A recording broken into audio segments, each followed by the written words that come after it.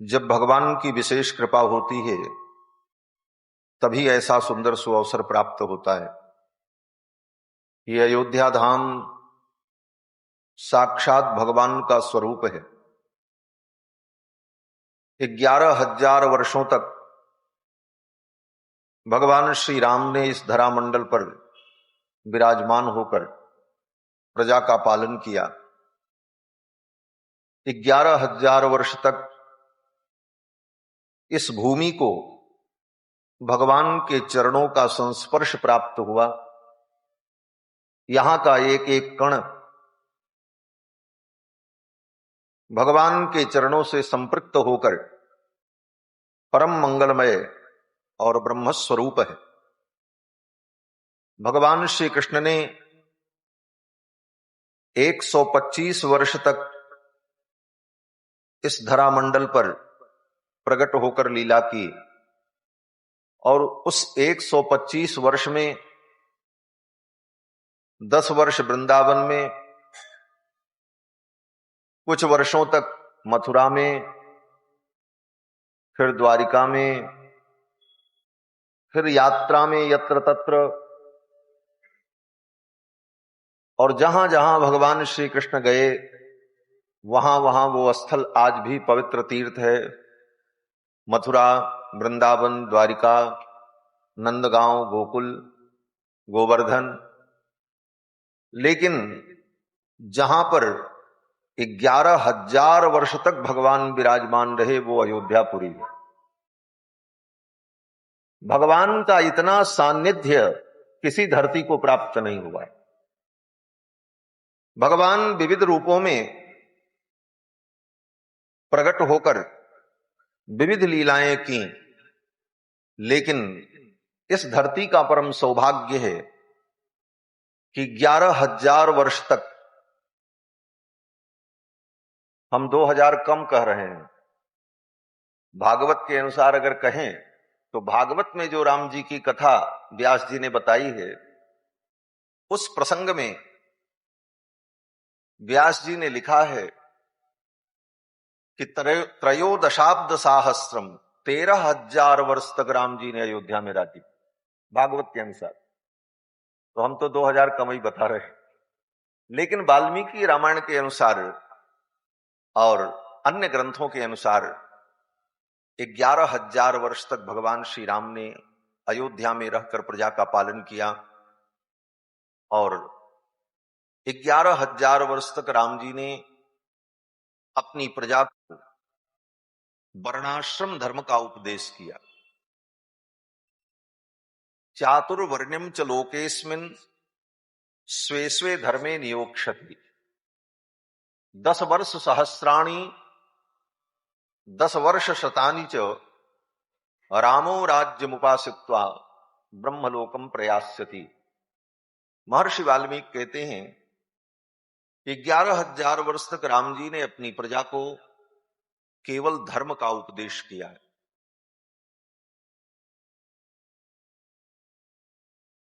और धर्म के उपदेश को सुनकर धर्म के द्वारा ही लोग शासित होते थे। राम जी के राज्य में कभी किसी को दंड देने की आवश्यकता नहीं पड़ी। दंड जतिन कर भेद जह,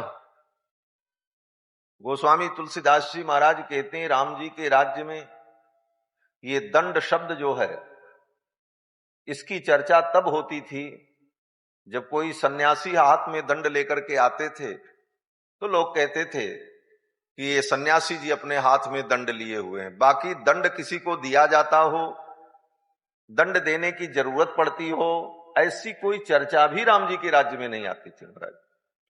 दंड जतिन कर भेद जह नर्तक नृत्य समाजे। दंड जतिन कर भेद जह नर्तक नृत्य समाजे। जीतहु मन ही सुनहि अस रामचंद्र के राज। जीतहु मन ही सुनहि अस रामचंद्र के राज। हाँ रामचंद्र के राज। रामचंद्र के राज। त्रेता युग में राम जी के राज्य में राजा थे, कानून भी था, दंड देने की व्यवस्था भी थी, लेकिन किसी को दंड देना नहीं पड़ता। कोई ऐसा काम ही नहीं करते थे कि किसी को दंड देना। ये त्रेता युग की स्थिति। और सतयुग में तो और भी सुंदर व्यवस्था थी। न राज्यम न राजासीत। सतयुग में न कोई राज्य होता था, न कोई राजा होते, न दंड्यो न च दांडिका। और उस युग में न कोई दंड की व्यवस्था होती थी, न कोई दंड का अधिकारी होता। न राजा न राज्य न दंड, न दंड देने के कोई अधिकारी। तो फिर व्यवस्था कैसे चलती थी? तो कहते हैं धर्मेणैव प्रजा सर्वा रक्षन्ते परस्परम। धर्म के द्वारा ही प्रजा एक दूसरे की रक्षा करती थी। लोग धर्म का पालन करते थे, कहीं न किसी को दंड देना पड़ता था, न किसी का शासन करना पड़ता। धर्म के शासन से स्वयं लोग नियंत्रित रहते थे। धर्म का शासन स्वयं के नियंत्रण का उपदेश देता है कि धर्म के शासन में रहकर हम स्वयं का नियंत्रण करें, स्वयं का हम शासन करें। धर्म कहता है सत्यम वद, सत्य बोलो, तो हम सत्य बोले। चोरी मत करो धर्म कहता है, तो हम चोरी न करें।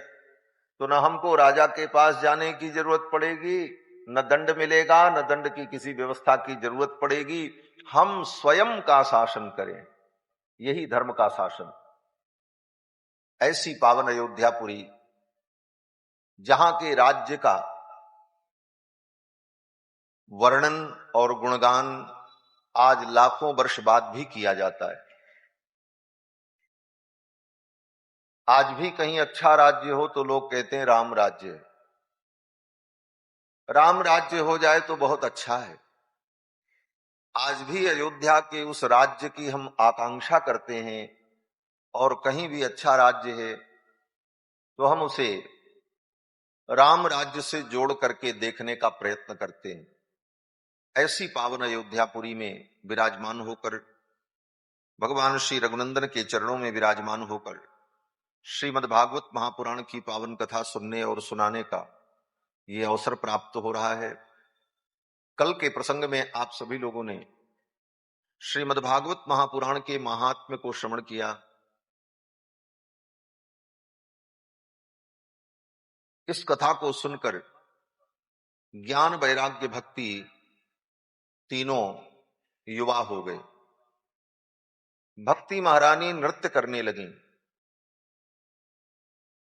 और धुंधकारी जैसे प्रेत को इस कथा के अनुष्ठान से मुक्ति की प्राप्ति हो गई।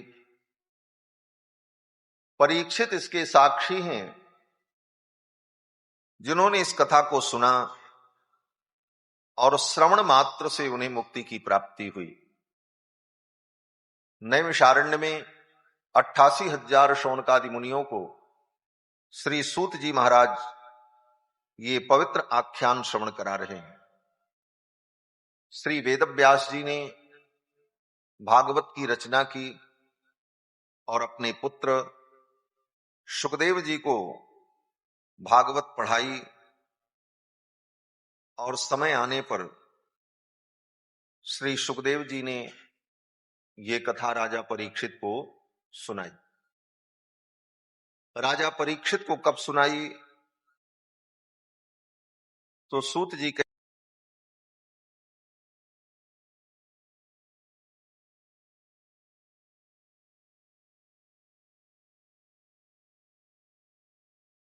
और विचार करने लगा अश्वत्थामा कि पांचों पांडवों को मैं कैसे मारूं।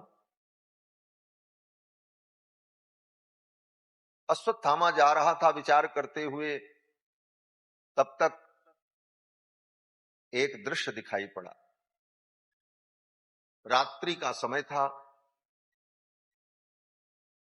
कौओं के घोंसले पर उल्लुओं ने आक्रमण कर दिया था।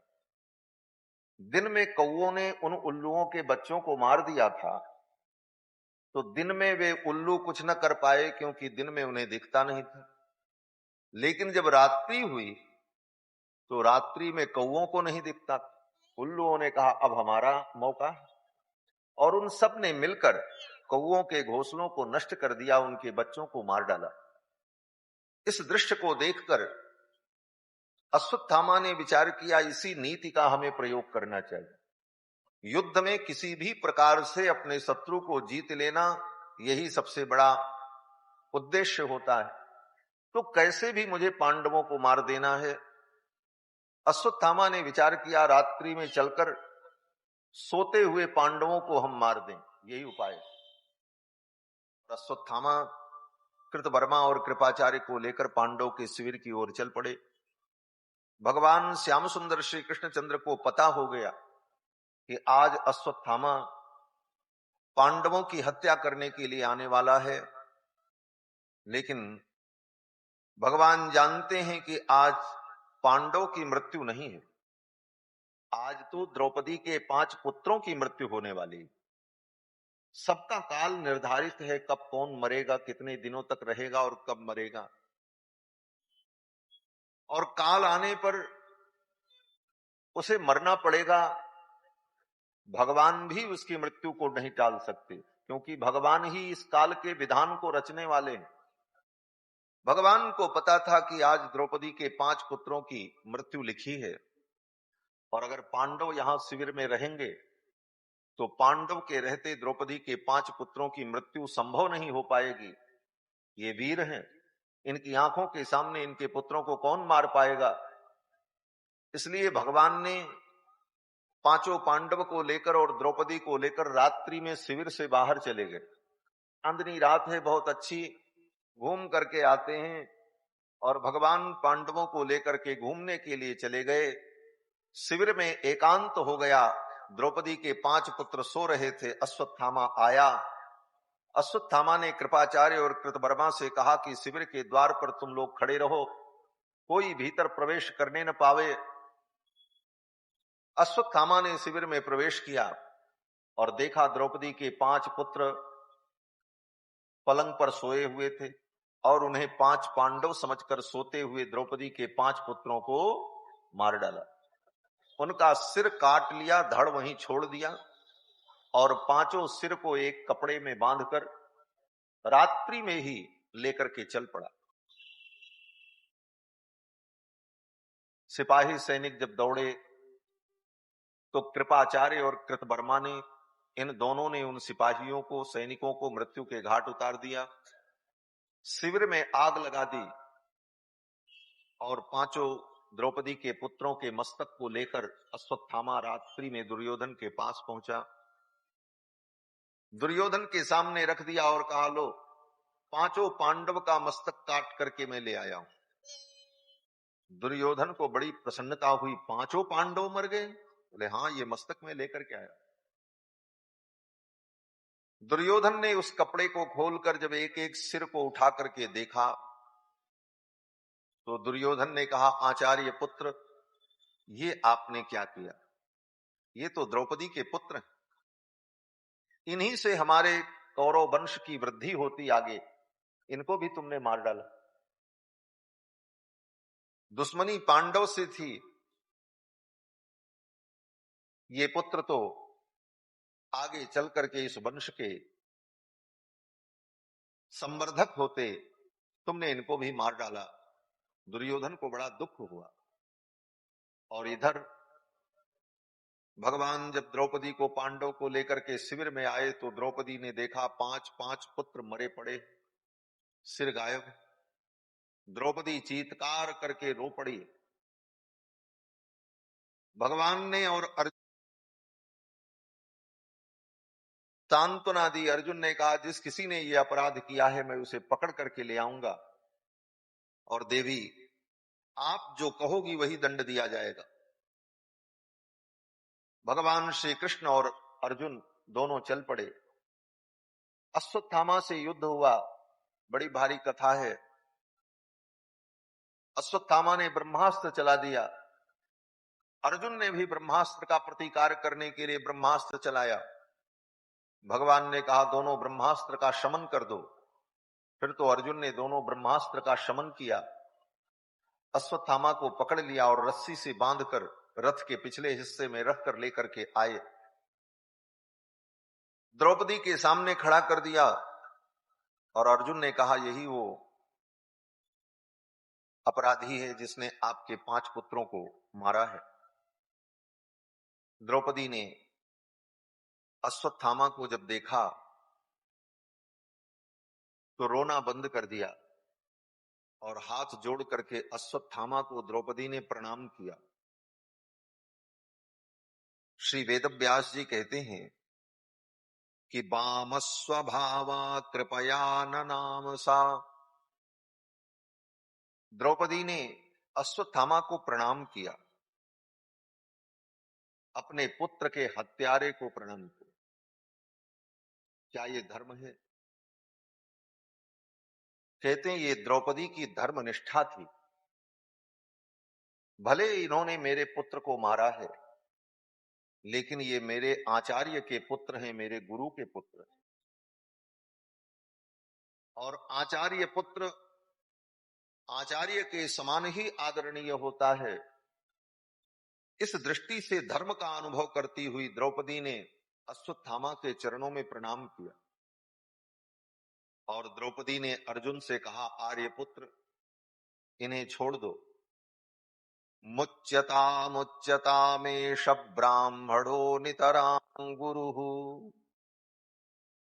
इनको आप छोड़ दो, इनको क्यों आपने बांध रखा है?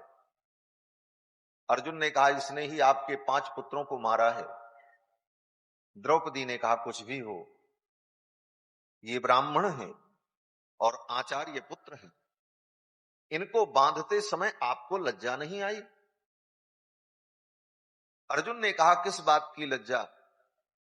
द्रौपदी ने कहा आप विश्व के सर्वश्रेष्ठ धनुर्धर हैं, स रहस्यो धनुर्वेदः स विसर्गोपसंयमः अस्त्रग्रामश्च भवता शिक्षितो यदनुग्रहात्।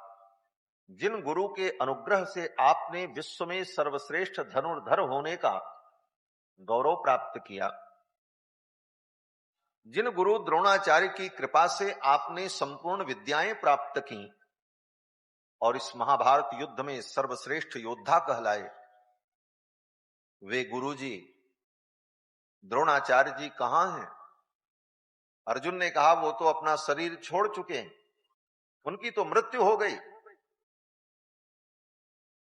द्रौपदी ने कहा उनकी मृत्यु तो हो गई, लेकिन वो आज भी आपके सम्मुख विद्यमान हैं। किस रूप में विद्यमान हैं? द्रौपदी ने कहा सयेष भगवान द्रोण प्रजा रूपेण वर्तते। भगवान द्रोणाचार्य ही पुत्र के रूप में सामने खड़े हैं। ये अश्वत्थामा आचार्य पुत्र हैं और आचार्य पुत्र में आचार्य का दर्शन करना चाहिए, ये शास्त्र कहता है। ऐसी धर्म की निष्ठा द्रौपदी के अंदर थी। द्रौपदी ने कहा इन्हें छोड़ दे, अगर इन्हें कुछ हो गया तो मां रोदी दस्य जननी गौतमी पति देवता। थोड़ा कम करो आवाज भैया। द्रौपदी ने कहा कि अगर इनको कुछ हो गया तो इनकी मां जो गौतमी है उनको दुख होगा, इसलिए आप इनको मुक्त कर दो, छोड़ दो। द्रौपदी के इस धर्ममय वचन को सुनकर भगवान के आंखों में आंसू आ गए। द्रौपदी की ये धर्मनिष्ठा, द्रौपदी की इसी धर्मनिष्ठा के कारण द्रौपदी के सुहाग की रक्षा के लिए भगवान पांडवों के पीछे पीछे दौड़ते। इस पर विचार किया हमारे आचार्यों ने। पांडवों में क्या विशेषता थी कि भगवान पांडव के लिए दूत बनते हैं, भगवान पांडव के लिए सारथी बनते हैं, भगवान पांडवों के कार्य के लिए सब कुछ करने को तैयार हैं। क्या विशेषता थी पांडवों में? कहते पांडवों में कोई विशेषता नहीं, जो कुछ विशेषता थी वो द्रौपदी में। द्रौपदी की धर्मनिष्ठा के कारण लिखा तो यहां तक है कि जिस दिन द्रौपदी का वस्त्रापहार हुआ उसी दिन भगवान स्वयं इन पांचों पांडवों को मार देने का संकल्प कर रहे थे। जब द्रौपदी का वस्त्रापहार हो रहा था, द्रौपदी ने रो करके भगवान को पुकारा, गोविंद द्वारिका वासिन कृष्ण गोपी जन प्रिय पौरवैः परिभूतां मां किं न जानासि केशव। हे द्वारिकाधीश,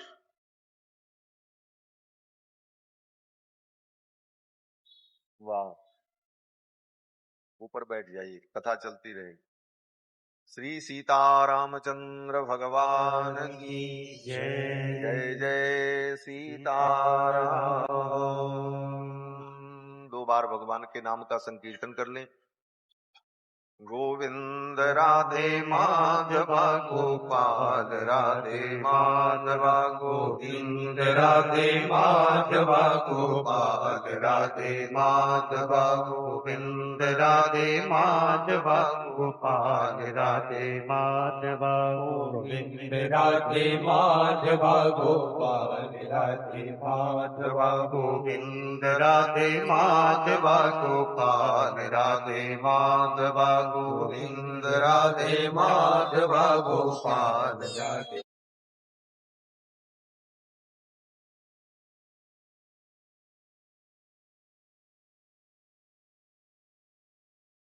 गोविंद राधे माधव गोपाल राधे माधव गोविंद राधे माधव गोपाल राधे माधव गोविंद राधे माधव गोपाल राधे माधव गोविंद राधे माधव गोपाल राधे माधव गोविंद राधे माधव गोपाल राधे माधव गोपाल राधे माधव गोपाल राधे माधव गोविंद राधे माधव गोविंद राधे माधव।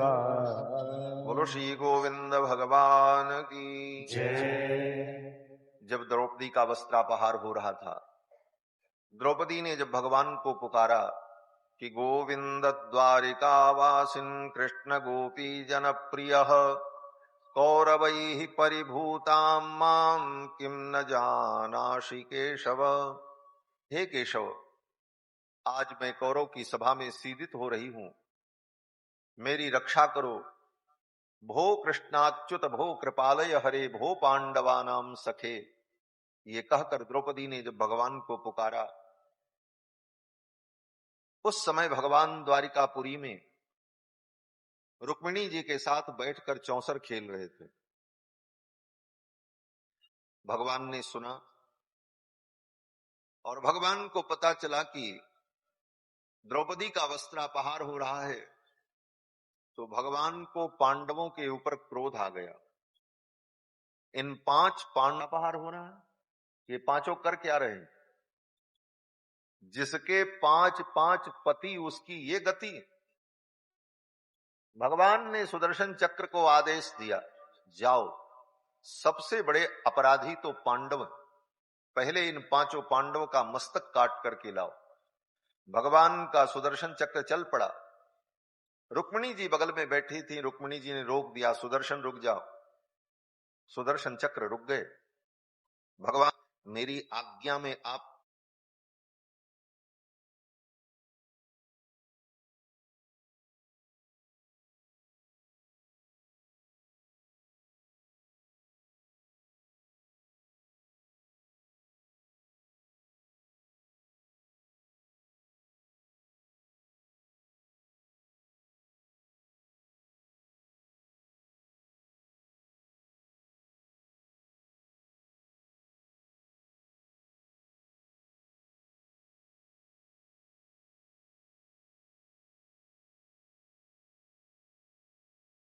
को काटने का आदेश दिया है सुदर्शन चक्र को।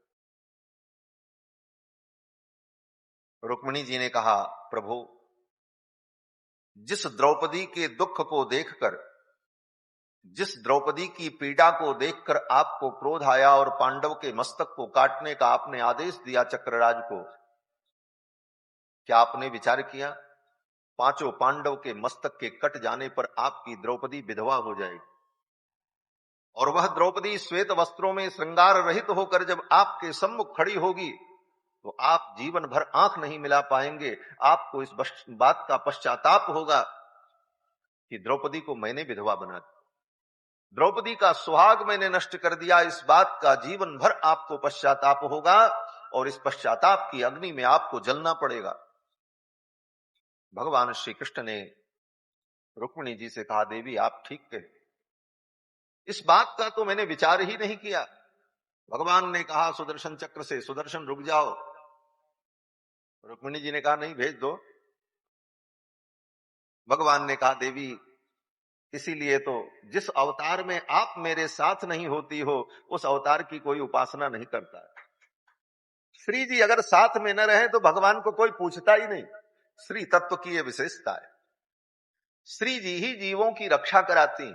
ब्राह्मण का वध नहीं होना चाहिए और आतताई का वध कर देना चाहिए। ये झमझम जो कर रहा बंद करो, एकदम सादा करो।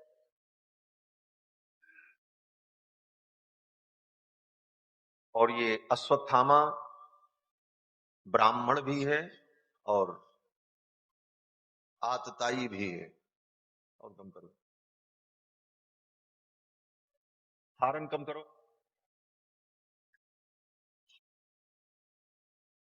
ये ब्राह्मण भी है और आतताई भी है। आतताई होने के कारण अगर इसे दंड दिया जाए तो ब्राह्मण को दंड नहीं देना चाहिए, ये बात झूठी हो जाएगी। और ब्राह्मण को दंड नहीं देना चाहिए इस बात को मान ले तो आतताई बच जाएगा। ऐसा धर्म संकट जब उपस्थित हुआ तो भगवान ने अर्जुन से कहा, अर्जुन मयैव उभयोम नातम, मेरे द्वारा ही ये दोनों वचन शास्त्र में कहे गए हैं कि ब्राह्मण का वध नहीं होना चाहिए और आतताई को मार देना चाहिए। अर्जुन अब तुम निर्णय करो कि मेरे दोनों वचनों की सार्थकता हो और शास्त्र की ये पंक्ति सार्थक हो जाए। कुरु प्रतिश्रुतम सत्यम यत्त्वत्सान्त्वयता प्रियाम, और अपनी पत्नी द्रौपदी को सांत्वना देने के लिए तुमने जो प्रतिज्ञा की थी तुम्हारी वो प्रतिज्ञा भी सत्य हो जाए और ऐसा निर्णय हो कि प्रियम च भीमसेनस्य, तुम्हारा जो निर्णय हो वो भीम को भी प्रिय हो, क्योंकि भीम तो इस पक्ष में थे कि इसको मार ही दिया जाए। भीम तो कह रहे थे मैं मार डालूंगा, द्रौपदी ने ही रोका महाराज भीम को। निशम्य भीम गदितम द्रौपद्याश्च चतुर्भुजा, तो भीम तो चाहते थे कि अभी इसे मार दिया जाए। भगवान कृष्ण ने कहा भैया भीम को भी संतोष हो, धर्म का पालन भी हो, ऐसा कोई निर्णय तुम करो। तो अर्जुन ने निर्णय किया। अर्जुन ने विचार किया कि सम्मानित व्यक्ति का सम्मान नष्ट कर दिया जाए, सम्मानित व्यक्ति का अपमान हो जाए तो यह उसके लिए मृत्यु से भी ज्यादा कष्टकारक होता है। और ये अश्वत्थामा इतना सम्मानित और वीर है और इसके मस्तक में जो मणि है उस मणि के कारण इसका विशेष सम्मान है। इसकी मणि को निकाल लें तो इसका अपमान हो जाएगा और यह अपमान इसके लिए मृत्यु के तुल्य होगा। और इसके मणि के निकाल लेने पर इसका तेज भी नष्ट हो जाएगा और ये दंड भी हो जाएगा। और शरीर से ये ब्राह्मण है इसलिए इसके शरीर की रक्षा हो जाएगी। तो ब्रह्म बंधुर न हंतव्य, यह वचन भी सार्थक हो जाएगा। यह विचार करके अर्जुन ने अश्वत्थामा की मस्तक की मणि को अपनी तलवार से काट करके निकाल लिया बालों के सहित।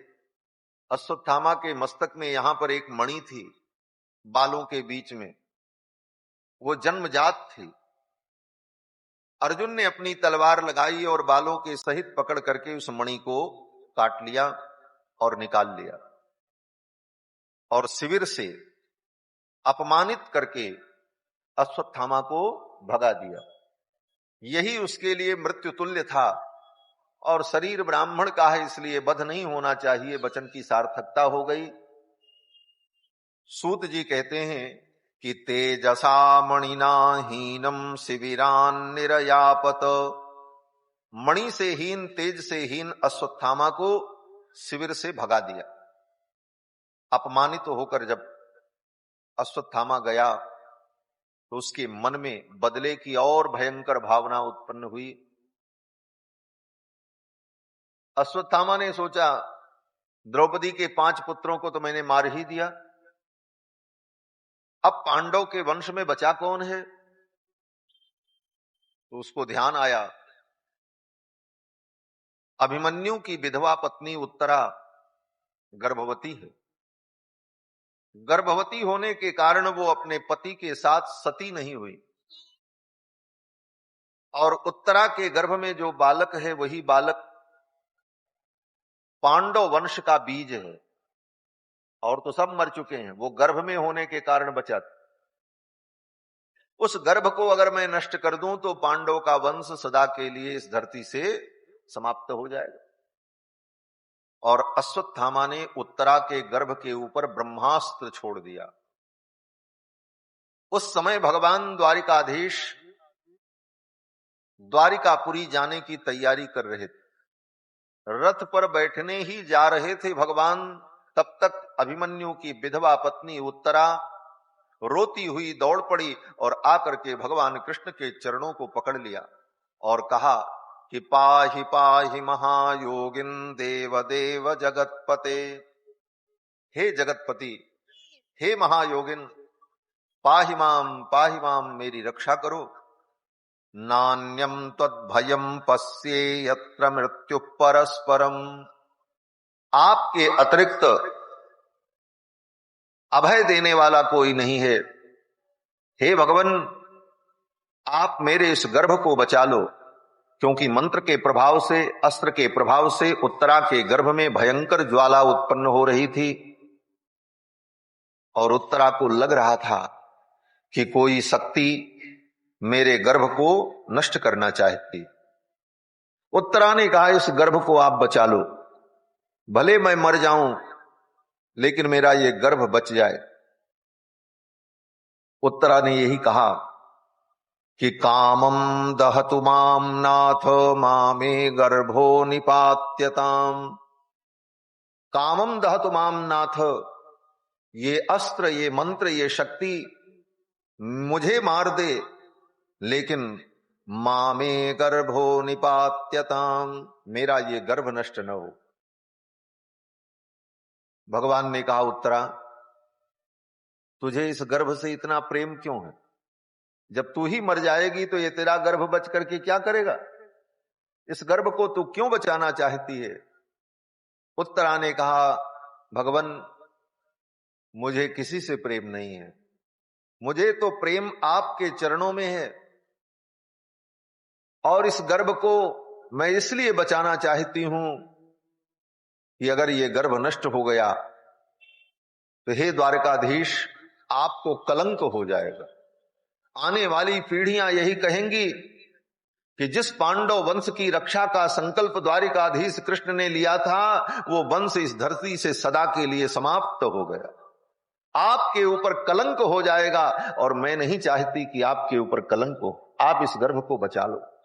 कामम दहतु माम नाथ मामे गर्भो निपात्यताम।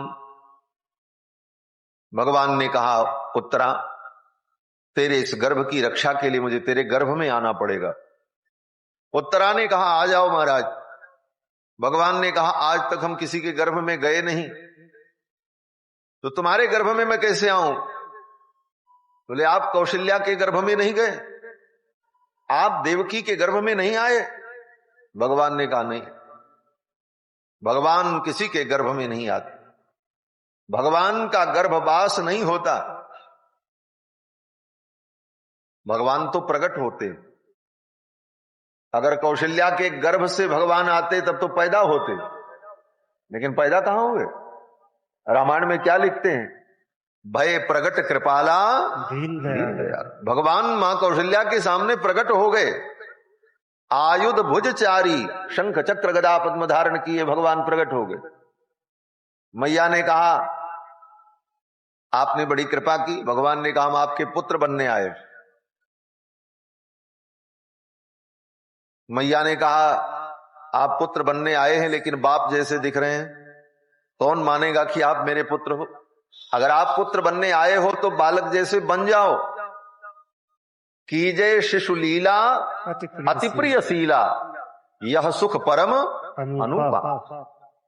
और मैया के इन वचनों को सुन करके सुनि बचन सुजाना, रोदन ठाना, होए बालक सुर भूपा। भगवान बालक बन गए। और यही लीला द्वापर में हुई। कंस के कारागार में देवकी वसुदेव के सामने भगवान चतुर्भुज रूप में प्रकट हो गए। तमद्भुतम बालकमंबुजे क्षणम चतुर्भुजम शंख गदार्युधायुधम श्रीवत्स लक्ष्मम गलशोभिकौस्तुभम पीतांबरम सांद्र पयोद सौभगम। शंख चक्र गदा पद्म धारण किए पीतांबर बनमाला विभूषित भगवान देवकी और वसुदेव के सामने प्रकट हो गए। सारी कथा सुनाई। देवकी वसुदेव ने कहा आप पुत्र बनने आए हैं तो आप बालक जैसे बन जाइए। भगवान ने कहा क्या करें? द्रौपदी ने देवकी ने कहा उपसंहर विश्वात्मन अदो रूपम अलौकिकम। आपका जो ये अलौकिक रूप है, अलौकिक का मतलब जो लोक में संभव नहीं है। लोक में कोई पुरुष होता है तो उसके 2 हाथ होते हैं और आपके 4 हाथ हैं, तो ये अलौकिकता नहीं। भगवान से देवकी ने कहा कि उपसंहर विश्वात्मन अदो रूपम अलौकिकम। अपने इस अलौकिक रूप को आप हटाओ, इसका उपसंहार करो। मां देवकी के कहने पर भगवान बालक बन गए। तो भगवान किसी के गर्भ में नहीं आते, प्रकट होते। भगवान ने उत्तरा से कहा मैं तेरे गर्भ में कैसे आऊं, मैं तो किसी के गर्भ में आता ही नहीं हूं। उत्तरा ने कहा प्रभु आप अपने भक्तों के लिए अपने नियम तोड़ देते हो। हमने सुना है कि आप अपने नियम को, अपने ही बनाए नियम को आप अपने भक्तों के प्रेम में पढ़कर अपने नियम को आप तोड़ देते हो। तो आज आप अपने इस नियम को तोड़ दो और मेरे गर्भ में आ जाओ और आकर के इस बालक को बचा लो। इसके पहले भी आपने कई बार नियम तोड़े हैं। महाभारत युद्ध में आपने प्रतिज्ञा की थी मैं शस्त्र नहीं उठाऊंगा, लेकिन अपने भक्त पितामह के लिए आपने अपना नियम तोड़ दिया। तो आज मुझ भक्ता के लिए भी अपना नियम छोड़ दो और हे गोविंद मेरे इस गर्भ में आ जाओ। भगवान ने कहा उत्तरा तेरे गर्भ का स्पर्श करने का अधिकार तो केवल तेरे पति को है। उत्तरा ने कहा आप जगत पति हो, आप सारे संसार के पति हो, आपके लिए कोई आपत्ति नहीं है। पाहि पाहि महायोगिन देव देव जगत पति। आप तो जगत के पति हो, आप गर्भ में आ जाओ और इस बालक को बचा लो। उत्तरा ने जब इस प्रकार कहा तो भगवान ने अंगुष्ठ मात्र रूप धारण किया और उत्तरा के गर्भ में प्रविष्ट हो गए। भगवान ने अपने नियम को छोड़ दिया। आज भी भक्त गाते हैं कि भगवान अपने भक्तों के लिए अपनी प्रतिज्ञा छोड़ देते हैं। प्रबल प्रेम के पाले पढ़कर, प्रबल प्रेम के पाले पढ़कर, प्रभु को नियम बदलते देखा, प्रभु को नियम बदलते देखा। अपना मालिक भले टल जाए, अपना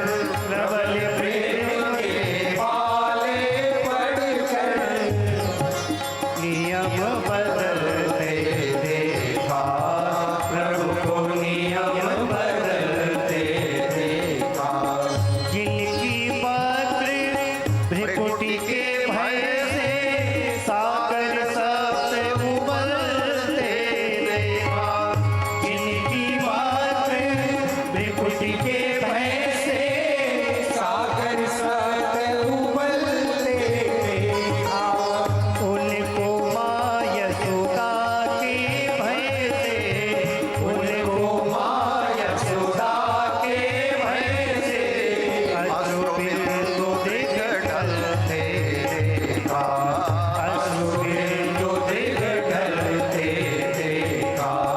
प्रबल प्रेम के पाले पढ़कर, प्रबल प्रेम के पाले पढ़कर प्रभु को नियम बदलते देखा, प्रभु को नियम बदलते देखा। प्रभु का मान भले टल जाए, प्रभु का मान भले टल जाए, भक्त का मान न टलते देखा, भक्त का मान न टलते देखा, भक्त का मान न टलते देखा, भक्त का मान न टलते देखा। भगवान अपने भक्तों का मान रखते। भक्त का मान चला गया तो भगवान सोचते हैं मेरा तो सब कुछ चला जाएगा, क्योंकि भक्त से ही भगवान की सत्ता है और भगवान से भक्त की सत्ता है। भक्त न हो तो भगवान कौन, कौन जानेगा कि भगवान कौन। और भक्तों से ही भगवान की सत्ता है, इसलिए भगवान अपने भक्तों के मान को कभी डिगने नहीं देते। भक्त प्रहलाद ने कह दिया इस खंभे में भगवान है, तो भगवान ने सोचा अब हम खंभे से ही प्रकट हो, नहीं तो मेरे भक्त की बात झूठी हो जाए। भक्त का मान रखने के लिए भगवान खंभे से प्रकट हुए, नहीं तो भगवान तो कहीं से प्रकट हो जाता। हिरण्यकश्यपु चिल्ला रहा था कहां है तेरा भगवान। अरे भगवान आकाश में प्रकट हो जाते, उसकी खोपड़ी में एक लात मारते मुंह के बल गिर जाता, लेकिन भगवान आकाश में नहीं प्रकट हुए, खंभे से प्रकट। क्यों? क्योंकि प्रहलाद ने कह दिया कि इस खंभे में भगवान है। वेद व्यास जी लिखते हैं भागवत में कि सत्यम विधातुम निज भृत्य भासितम, अपने भक्त की वाणी को सत्य करने के लिए भगवान खंभे से प्रकट हुए। मेरे भक्त का मान रह जाए, नहीं तो मेरे भक्त का मान चला जाए। भगवान अपने भक्तों का मान रखते। फिर तो भगवान ने अंगुष्ठ मात्र रूप धारण किया और उत्तरा के गर्भ में गए और उत्तरा के गर्भ में उस मरे हुए बालक को पुनः जीवित कर दिया। और जब तक उस बालक का जन्म नहीं हुआ तब तक भगवान अंगुष्ठ मात्र रूप धारण करके उस गर्भ के चारों तरफ घूमते रहे, आलात चक्र के समान। जैसे कोई प्रकाश पुंज ऐसे घूमता रहे, उसी प्रकार भगवान अंगुष्ठ मात्र रूप धारण करके उत्तरा के गर्भ में उस बालक के चारों तरफ अपनी गदा लेकर के परिक्रमा करते रहे, घूमते रहे, कि कहीं से कोई अस्त्र शस्त्र पुनः इस बालक को नष्ट न कर सके, क्योंकि ये पांडव के वंश का बीज है, इसे बचाना है। और समय आने पर उस बालक का जन्म हुआ। वही बालक महाराज परीक्षित हैं, जिनको सुखदेव जी ने कथा सुनाई, गर्भ में जिनकी रक्षा भगवान ने की। इसीलिए इनका नाम विष्णुरात है।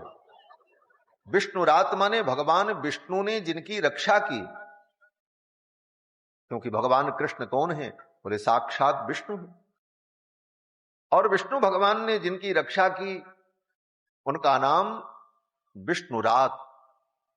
परीक्षित के जन्म के बाद उनके कुल पुरोहित महर्षि धौम्य ने जब नामकरण किया तो महर्षि धौम्य ने कहा कि गर्भ में भगवान श्री कृष्ण ने इस बालक की रक्षा की है, इसलिए इसका नाम विष्णुरात होगा। कुंडली बनाई, वर्णन किया, 65 वर्ष तक ये इस शरीर से रहेगा और राज्य करेगा। और जब इस बालक का अंतिम समय आएगा तो स्वयं भगवान ही शुकदेव के रूप में आकर इसे भागवत की कथा सुनाएंगे और कथा सुनकर के इसे परम गति की प्राप्ति है। ये सब भविष्यवाणी महाराज परीक्षित के पैदा होते ही धौम्य महर्षि ने कर दिया। भगवान ने उत्तरा के गर्भ की रक्षा की। फिर भगवान कुंती बुआ के पास पहुंचे। ये कुंती भगवान की सगी बुआ है, वसुदेव जी की बहन है। कुंती बुआ के पास भगवान जब आए तो कुंती बुआ ने भगवान को प्रणाम किया। यद्यपि भगवान बुआ जी को प्रणाम करते हैं और संबंध से कुंती के लिए भगवान पुत्र के समान है, परंतु तत्व की दृष्टि से कृष्ण साक्षात ईश्वर हैं, इस बात को कुंती जी जानती हैं। इसलिए कुंती जी ने प्रणाम किया भगवान को। कृष्णाय वासुदेवाय देवकी नंदनाय च नंद गोप कुमाराय गोविंदाय नमो नमः। कुंती ने कहा, हे कृष्ण, इन एक एक नामों का विलक्षण विलक्षण अर्थ है। कुंती ने कहा, नंद गोप कुमाराय गोविंदाय नमो नमः, नमः पंकजनाभाय नमः पंकजमालिने नमः पंकजनेत्राय नमस्ते पंकजांघ्रये। कुंती ने कहा, हे पंकज नाभ, भगवान के नाभि में कमल प्रकट होता है, उस कमल पर ब्रह्मा जी प्रकट होते, इसलिए भगवान का नाम है पंकज नाभ, पद्म नाभ। नमः पंकज मालिने, भगवान कमल की माला धारण करते हैं, इसलिए भगवान पंकज मालिन है। नमः पंकज नेत्राय, भगवान के नेत्र जो हैं वो कमल के समान हैं, इसलिए भगवान का नाम पंकज नेत्र। नमस्ते पंकजांघ्रये, भगवान के जो चरण हैं वह भी कमल के समान हैं, इसीलिए भक्त कहते हैं भगवान के चरण कमल, यही उपमा देते हैं। तो कमल से भगवान के अंग प्रत्यंग की उपमा देकर भक्त लोग बार बार भगवान का स्मरण करते हैं। गोस्वामी जी ने भी स्मरण किया, नव कंज लोचन कंज मुख, नव कंज लोचन कंज मुख कर कंज पद कंजारुणम। नव कंज लोचन कंज मुख कर कंज पद कंजारुणम। श्री रामचंद्र कृपाल भजमन हरण भव भय दारुणम। श्री रामचंद्र कृपाल भजमन हरण भव भय दारुणम। नव कंज लोचन कंज मुख कर कंज पद कंजारुणम। कुंती ने भगवान की बड़ी सुंदर स्तुति की। भगवान ने कुंती बुआ से कहा, बुआ जी, आपकी कोई इच्छा हो तो आप बताओ, अब तो मैं द्वारिका जा रहा हूं, आपकी कोई इच्छा हो, कोई वरदान आप मांगना चाहती हो तो मांग लो। भगवान ने जब इस प्रकार कहा तो कुंती बुआ ने कहा कि हे भगवान, अगर आप वरदान देना चाहते हैं तो यही वरदान दे दीजिए कि मेरे ऊपर बार बार विपत्तियां आती रहें। कुंती ने यही वरदान मांगा भगवान से कि विपद संतु न सस्वत तत्र तत्र जगत गुरु। हे जगत गुरु, हे जगत वंद्य, आप ऐसी कृपा करो कि मेरे ऊपर बार बार विपत्तियां आती रहें। आज तक ऐसा कोई भक्त नहीं हुआ जो भगवान से विपत्ति मांगे। विपत्ति दूर कर दो, ये तो सब कहते हैं, धन संपत्ति दे दो, ये सब मांगते हैं, लेकिन भगवान से कोई विपत्ति मांगे कि हे प्रभु मेरे ऊपर विपत्तियों का पहाड़ पटक दो, आज तक के इतिहास में ऐसा कभी नहीं हुआ। लेकिन कुंती बुआ कहती हैं, हे भगवान आप ऐसी कृपा करो कि मेरे जीवन में बार बार विपत्तियां आती रहें। विपदः सन्तु नः सस्वत् तत्र तत्र जगत गुरो भवतो दर्शनम यत् स्यात् पुनर्भव दर्शनम। भगवान ने पूछा, बुआ जी ये विपत्ति मांग करके आप क्या करोगी? दुनिया संपत्ति सुख चाहती है, आप विपत्ति मांग रही, क्यों? तो कुंती बुआ ने जो बात कही वो बड़ी महत्वपूर्ण है। कुंती बुआ ने कहा, भगवान ये विपत्तियां बड़ी अच्छी होती हैं, विपत्तियों के आने पर ही आपके दर्शन की योग्यता उत्पन्न होती। आपके दर्शन की योग्यता तब तक नहीं आ सकती उसके अंदर जब तक उसके जीवन में विपत्ति ना आए। ये विपत्ति आपका दर्शन कराती है। विपत्ति आने पर ही आपका स्मरण होता है, विपत्ति आने पर आपकी याद आती है, और जब विपत्ति आती है और उस विपत्ति में जीव आपको याद करता है, आपका स्मरण करता है, आपका दर्शन करता है, तो उस विपत्ति में आप उसके साथ रहते हो। और जब आप साथ में रहते हो तो फिर विपत्ति विपत्ति नहीं लगती, बड़ी से बड़ी विपत्तियां सहज बन जाती हैं। इसलिए हे भगवान मैं तो आपसे यही मांगती हूं कि मेरे जीवन में विपत्तियां आए। भवतो दर्शनम यत् स्यात् पुनर्भव दर्शन। कुंती बुआ ने कहा, नमो अकिंचन वित्ताय, आप तो अकिंचन के धन हो, जिसके पास कुछ नहीं उसके आप हो। भगवान का एक नाम है अकिंचन वित्त। अकिंचन वित्त का मतलब जिसके पास कुछ नहीं है भगवान उसके हैं। इसका मतलब बोले जब तक तुम दुनिया को अपना मानते रहोगे तब तक भगवान तुम्हारे नहीं, जब तुम्हारा कोई न होगा तभी भगवान तुम्हारे होंगे। भगवान कहते हैं हम अकेले तुम्हारे पास रहना चाहते। हाँ, तुम सबको कहो कि ये भी हमारे, ये भी हमारे, बोले तब हम आपके साथ नहीं रहेंगे, केवल हम आपके रहें। जैसे बच्चे का स्वभाव होता है, बच्चा पिता की गोद में बैठे और दूसरा बच्चा बैठ जाए तो उसको उतारता, बोले हटाओ इसको, हम अकेले बैठेंगे। उसी प्रकार भगवान का स्वभाव है। भगवान कहते हैं तुम्हारे प्रेम के साम्राज्य में एकमात्र मेरी सत्ता हो और किसी की सत्ता न हो। माम एकम शरणम ब्रज, तुम एक की शरण में आओ, केवल मेरे भरोसे रहो, केवल मुझे चाहो। लेकिन जीव का स्वभाव, इसके अंदर वो अनन्यता आ नहीं पाती। गीता में भी भगवान ने कहा, अनन्यास चिंतयन्तो माम ये जना पर्युपासते तेसाम नित्याभियुक्तानाम योगक्षेमम वहां। कुंती ने बड़ी सुंदर स्तुति की। चलते चलते कुंती ने भगवान से कहा, हे द्वारिकाधीश एक कृपा और आप करो। बोले क्या कृपा? कुंती ने कहा, ये मेरे जो 5 पुत्र हैं, इन 5 पुत्रों के प्रति मेरा जो हृदय में प्रेम है, इन 5 पुत्रों के प्रति मेरा जो स्नेह है, इस स्नेह को आप समाप्त करके जाओ, ये मांग।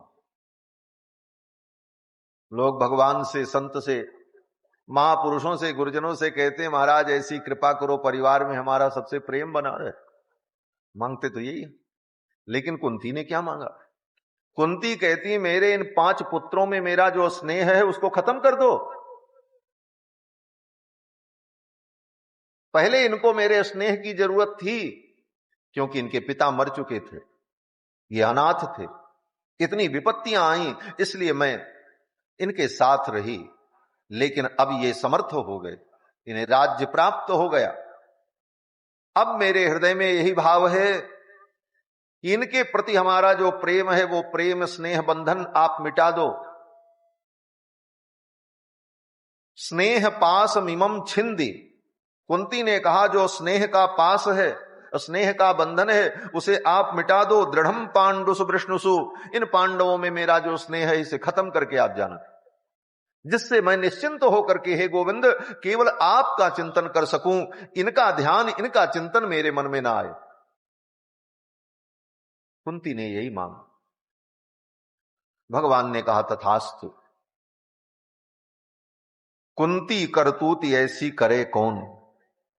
कुंती ने जैसी लीला की है और जो मांगा है ऐसा कोई कर नहीं सकता। एक तो विपत्ति मांगी और दूसरा अपने परिजनों से जो स्नेह है वो स्नेह समाप्त हो गया। ये 3 माताओं का चरित्र सूत जी ने भागवत के प्रारंभ में ही सुनाया। कारण इन 3 माताओं का महाराज परीक्षित से संबंध है। एक परीक्षित की मां है उत्तरा, जिनकी भक्ति आपने देखी।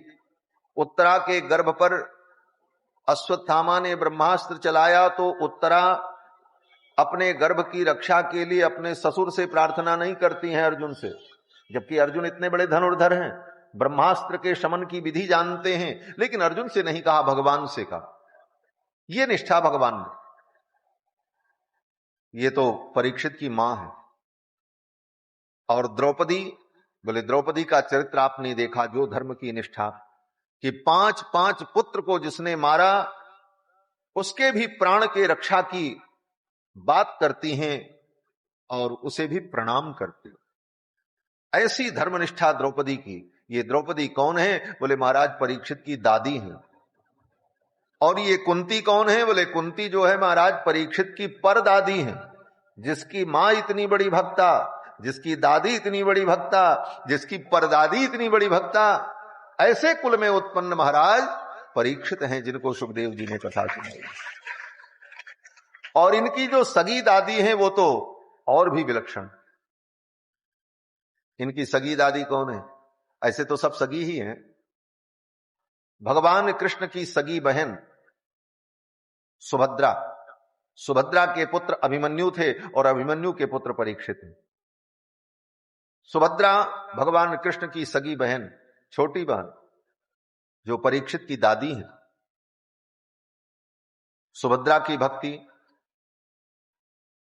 बोले महाराज सुभद्रा के पुत्र को महाभारत के युद्ध में वीरों ने मिलकर के घेर करके मार डाला अभिमन्यु को, लेकिन एक बार भी सुभद्रा ने भगवान से ये नहीं कहा कि हे कृष्ण तुम मेरे बेटे को जिंदा कर दो।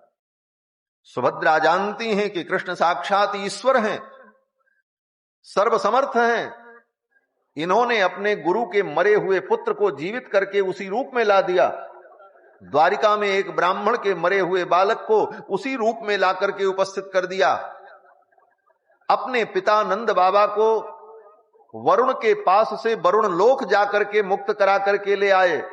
वो सामर्थ्य कृष्ण का है। लेकिन इसके बाद भी सुभद्रा ने भगवान कृष्ण से नहीं कहा कि आप मेरे बेटे को जिंदा कर दो। सगी बहन कृष्ण का चरण पकड़ लेती और कहती भैया मैं तुम्हारी छोटी बहन हूं, आज तक मैंने कुछ नहीं मांगा और ये मेरा एक बेटा था, इस युद्ध में मारा गया, इसे जिंदा कर दो। तुम ईश्वर हो, तुम परमात्मा हो, तुम भगवान हो, तुम सर्वसमर्थ हो। ये कह सकती थी सुभद्रा, लेकिन सुभद्रा ने भगवान से एक बार, अगर परमात्मा की यही इच्छा है तो मुझे भी स्वीकार्य है। ये भक्ति है। मंदिर मंदिर द्वार द्वार भिखारी बन करके रोना और भगवान ये दे दो, भगवान वो दे दो, भगवान ये कर दो, ये भक्ति नहीं है। इसी को आजकल लोग भक्ति समझते। तुम मांगो चाहे मत मांगो, जो तुम्हें मिलना है वो भगवान देंगे और देते हैं। आज तक नहीं मांगा तब भी तो भगवान ने दिया। क्या सब चीज आपने भगवान से मांगी ही थी? सब कुछ भगवान से मांगा था तब मिला था। बिना मांगे ही सब कुछ मिलता रहा और आगे भी मिलता रहेगा। और वही मिलेगा जो भगवान देंगे। तुम मांगोगे और भगवान नहीं देना चाहेंगे तो नहीं मिलेगा। तुम मांग करके थक जाओ, रो करके थक जाओ, कुछ होने वाला नहीं है। ऐसी स्थिति में फिर मांगे क्यों? मांगने की जरूरत क्या? इसलिए भगवान के हर विधान पर विश्वास रख करके निश्चिंत रहना, इसका नाम भक्ति है। भक्ति इतनी सरल नहीं है। भगवान के हर विधान को मंगलमय समझना। भगवान ने अगर ऐसा किया तो यही मेरे लिए मंगलमय है। विधि का विधान जानि हानि लाभ सहिए, और जाहि विधि राखे राम ताहि विधि रहिए। विधि का विधान जान हानि लाभ सहिए, जाहि विधि राखे राम ताहि विधि रहिए। सीताराम सीताराम सीताराम कहिए, जाहि विधि राखे राम ताहि विधि रहिए। सीताराम सीताराम मुख में हो राम नाम, राम सेवा हाथ में। मुख में हो राम नाम, साधु सेवा हाथ में। तू अकेला नहीं प्यारे, राम तेरे साथ में। तू अकेला नहीं प्यारे, राम तेरे साथ में। विधि का विधान जान, विधि का विधान जान, हानि लाभ सहिए।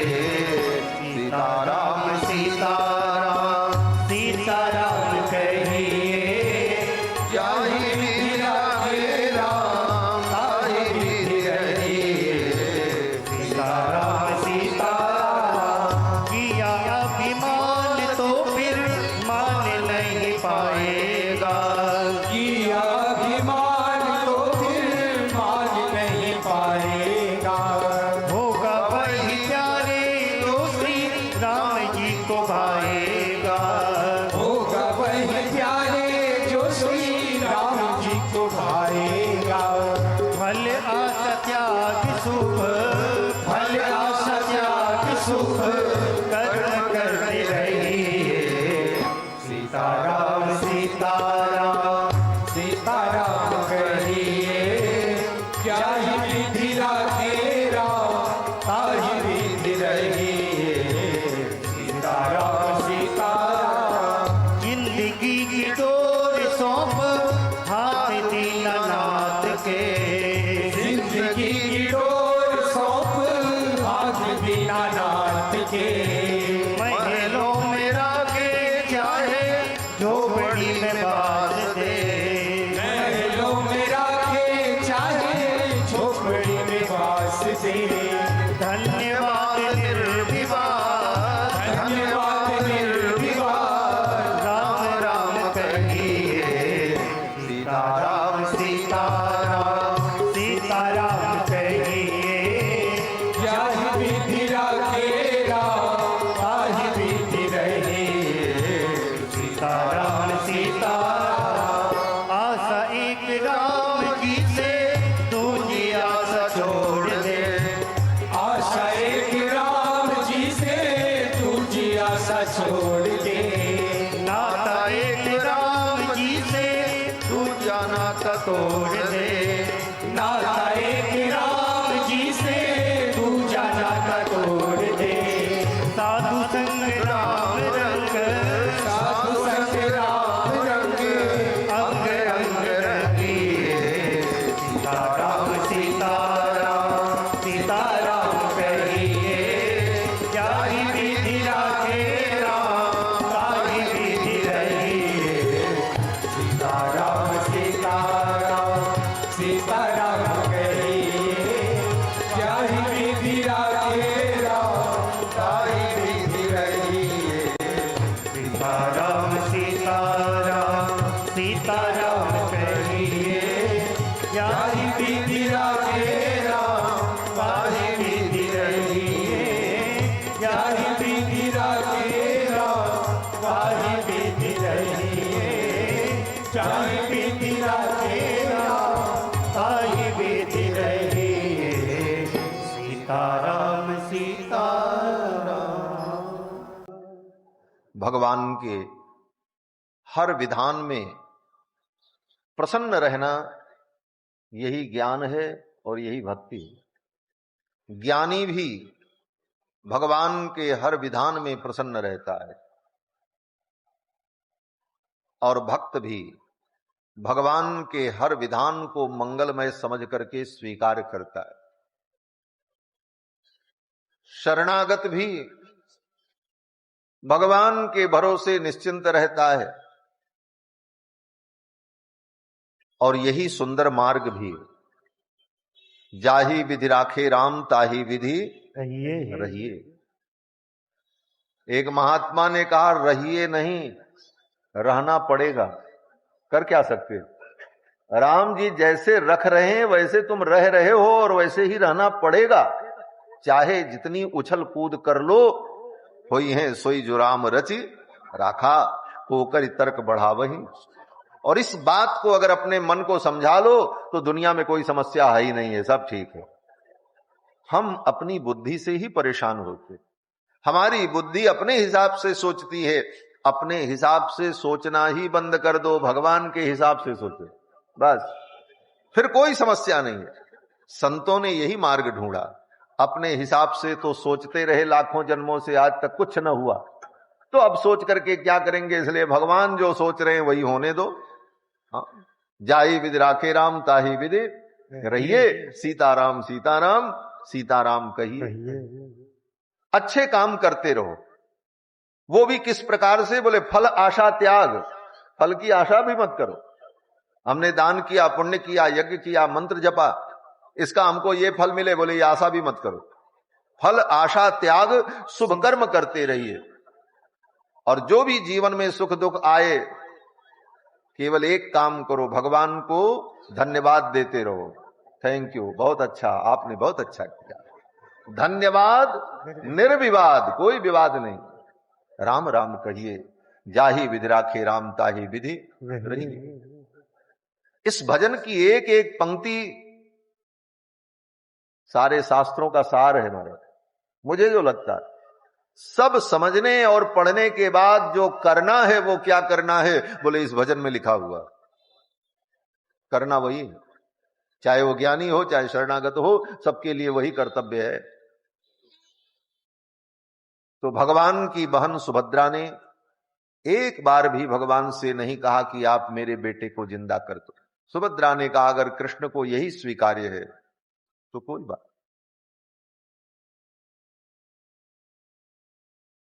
श्री सूत जी महाराज कहते हैं कि भगवान जब द्वारिका जाने को तैयार हुए तो महाराज युधिष्ठिर जो थे बड़े दुखी थे। राज्य तो स्थापित हो गया, लेकिन युधिष्ठिर के मन में बड़ा पश्चाताप था। क्या पश्चाताप? बोले युधिष्ठिर को लग रहा था कि राज्य के लिए मैंने युद्ध किया और इस युद्ध में लाखों वीर मृत्यु को प्राप्त हुए, इन सब के मृत्यु का कारण तो मैं हूं। ये राज्य का लोभ अगर मेरे मन में न होता तो इतना बड़ा अनर्थ, इतनी बड़ी हत्या, इतने जीव न मारे जाते। इस बात को सोचकर भीम को, युधिष्ठिर के मन में पश्चाताप होने लगा। इति भीत प्रजा द्रोहात् सर्वधर्म विवित्सया। युधिष्ठिर के मन में अवसाद हो गया।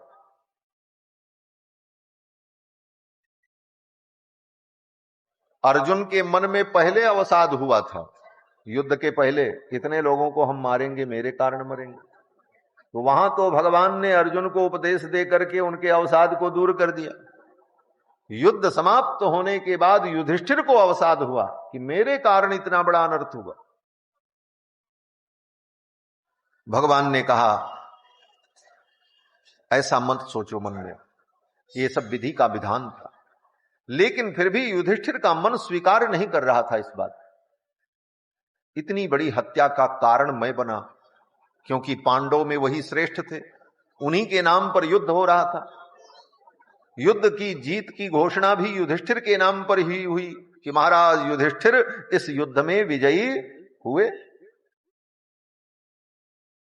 युधिष्ठिर ने कहा मेरे मन का पश्चाताप कैसे दूर हो? तब भगवान ने कहा एक उपाय करो, अगर मेरे भी समझाने पर मन का पश्चाताप दूर नहीं हो रहा है तो अश्वमेध यज्ञ करो। अश्वमेध यज्ञ करने पर संपूर्ण धरती के प्राणियों की हत्या का जो पाप है उस पाप से भी व्यक्ति मुक्त हो जाता है। इतना पवित्र यज्ञ भगवान ने कहा अश्वमेध यज्ञ कर लो, मन को संतोष हो जाएगा।